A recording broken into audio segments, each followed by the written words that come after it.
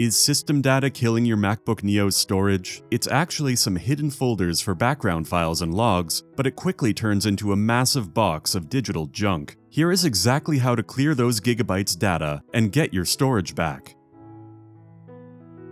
To start cleaning, open Finder, then to the Go tab, to Computer, to Macintosh HD, and enter the library.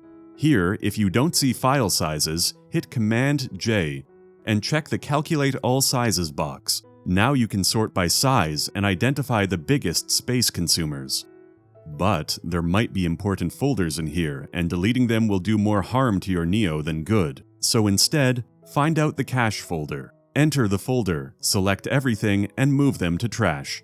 Some files might refuse to get deleted as they are needed to run your MacBook Neo, which is totally normal. Apart from that, you might need to check out the hidden files. Go back to the MacBook HD section.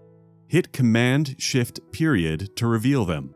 Search for cache folders. If there's any, like before, move them to trash. You can often safely delete these, as the apps will simply regenerate them when needed. Finally, empty your trash to officially reclaim that storage. And then give your Mac Neo a simple restart to apply the settings quickly.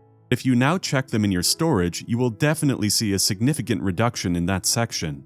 Thanks for watching till the end.